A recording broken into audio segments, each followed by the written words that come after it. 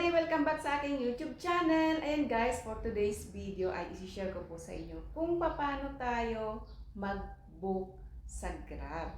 So, ayan.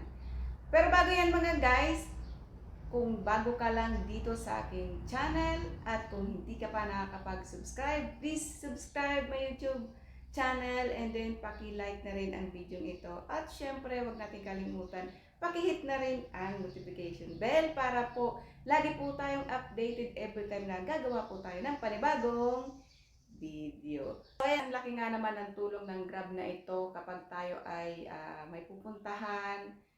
Lalong-lalo na yung parang taxi na rin po ito guys. Lalong-lalo na kapag may pupuntahan tayo na gusto natin ng safe, i-grab mo na yan. Yan. At mega shoutout po sa mga drivers ng Grab at talagang saludo po ako sa inyo dahil talaga namang ang gagaling ninyo at talagang maayos po ang maneho natin. So, ayan, lalong-lalo na guys sa Manila, Metro Manila guys, at gusto nyo mapadali ang inyong pupuntahan, pwede po kayong mag-book ng Grab. Walang iba kundi install nyo lamang ang application ng Grab at yun, ganun lang kadali at dapat meron lang tayo na internet o kaya data sa ating mga phone. Nakasanayan ko na talagang gumamit ng Grab. Doon po talaga ako sumasakay. Although medyo may kamahalan ng konti yung singil nila, unlike sa taxi, kunwari, yun nga, pero sulit naman po sa Grab dahil talagang ipagmamaneho po kayo ng maayos at makakarating kayo ng safe sa inyong mga pupuntahan. So ayan nga guys, hindi na tayo magpapaligoy-ligoy pa at ibibigay ko po yan sa inyo pagkatapos ng intro.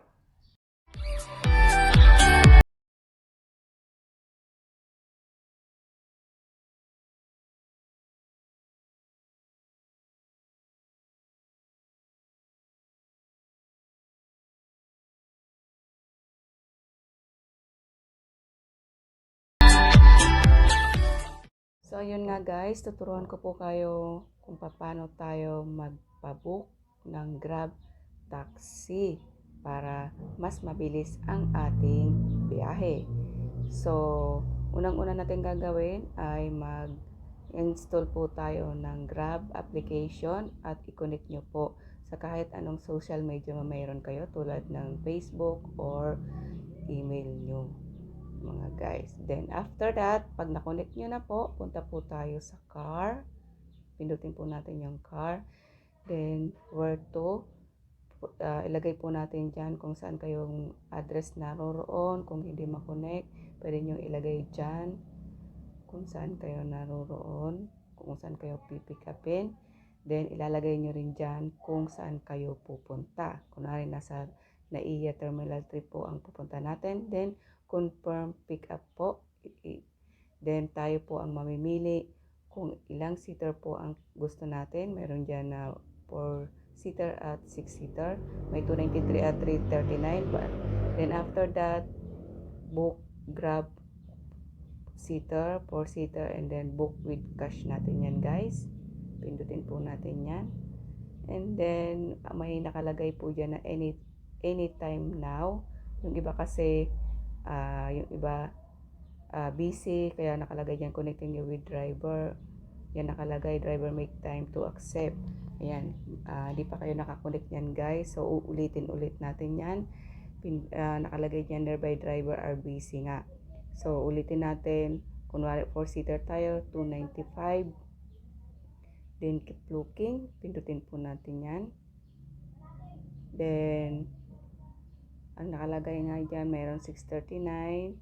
So book Grab 4-seater, tapos naka-offers cash. Then guys, ito na yung plate number na hinihintay natin. Hintayin na lang natin kung saan tayo pick upin, kung saan nakalagay. Then ito naman yung Nilo Osorio yan, yung ang magpipick up sa atin. And then pwede nyong malaman kung 6 minutes ang dapat na hintayin. And then kung may katanungan kayo, pwede nyo i-message sa dyan. So, ayan na, ganun lang kabilis guys. Ayun, at sana may natutunan po tayo sa video ito. Kung may natutunan po tayo, paki-like po nito at syempre mag-comment po kayo sa baba. At alam mo na kung nakatulong. So, ayan. Marami pong salamat at patuloy po tayong manood ng ating video. Thank you so much guys!